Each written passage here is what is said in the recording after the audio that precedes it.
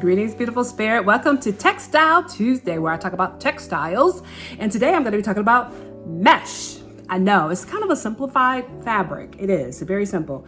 However, it has a lot of different uses. And particularly for me, when I'm thinking about outdoor gear and apparel, mesh is an integral part of these items. I mean, I can't get away from mesh, almost everything. And then now that I'm working on the hydration pack, like mesh is an integral part of the hydration pack because it's important because it allows for there to be a movement of air. So, a little bit of wicking of sweat and just keeps everything flowing and comfortable against the skin if you decide to wear the pack against the skin.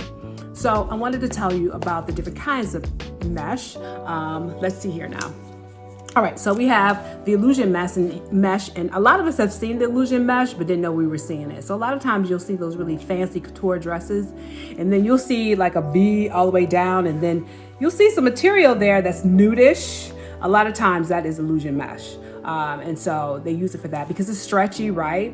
But because of its stretchiness, it also lays on the skin, but then also it just allows for flexibility in terms of, the garment structure. So illusion mesh is used a lot.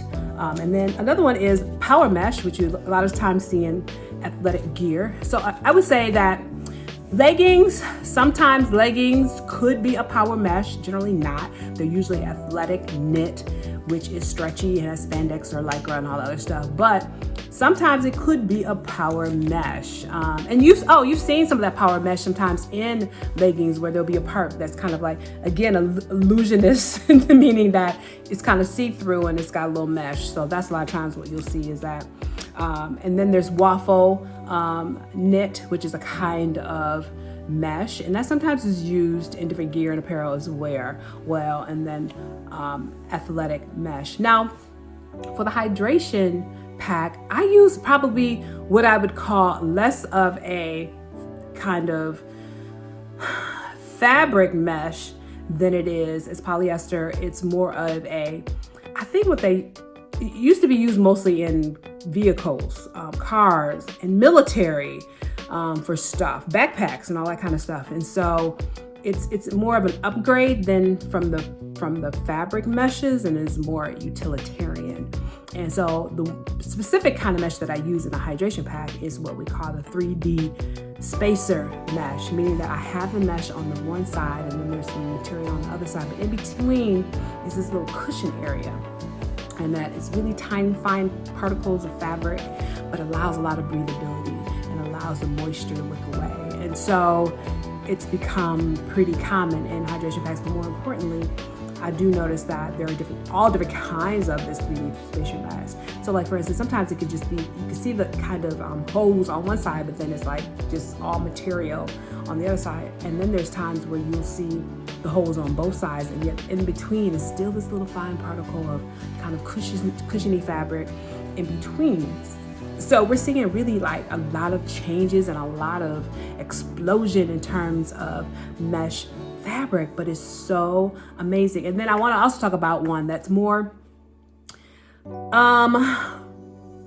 it's a mesh. When I go to fabric stores and I look online at different textile suppliers, there's this mesh, but it's rigid and it's hard. I do know they use that as tool for like big formal dresses or more costumey things. If you want to add volume, or if you want to whatever. I'm not a fashion girl, so sorry. And but it's really cool. And again, it's another form of mesh, and it's widely used. And so a lot of times, I remember when I first went into Joann's, I ran right to it because I was like, oh my God, because I saw the holes in the fabric. And then when I got to it, was like brick hard. I was like, I'm not using this. It's too hard. This is not what I'm looking for. I don't think this is what I'm looking for. And so I kept searching around, and then I found what I was looking for. But and then I also found like what I call waffle knit mesh, and that one was too loose. And I was like, there's no way I could be able to figure out how to sew this loose material. It was enough for me trying to figure out how to sew the rayon knit, but material, than to like figure out how to do with some really loose, meshy textile. So again, today's, I just wanted to talk a little bit about textiles and really just kind of give you a lay of the land, because it's interesting to discover that you say to yourself, I want to create a hydration pack, right? And you look at your hydration pack that you have at home and you realize, okay, you have this material here on the inside that does all the wicking and all that, and it's soft against your skin and all that. And then when you go out, you think, oh, I'll just find that, and then that piece of the puzzle will be done. You go out and use every piece of the puzzle of the hydration pack, for me, has meant I had to look at least 20 or more options. Because then people say, well, what do you want? Do you want to be antimicrobial, water or wind resistant? Do you want it to do this? Do you want it to be stretchable? Do you not want it to be stretchable?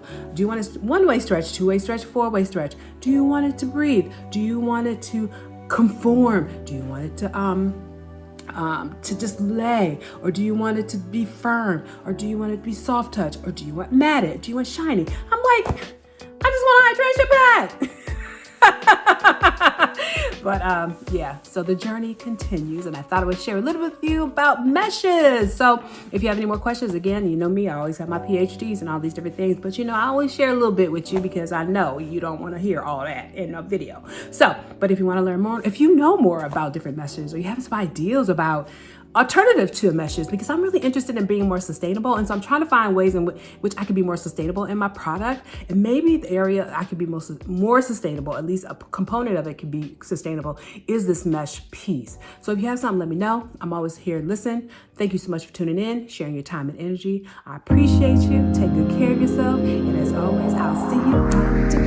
I'll see you outdoors. I'll see you outdoors.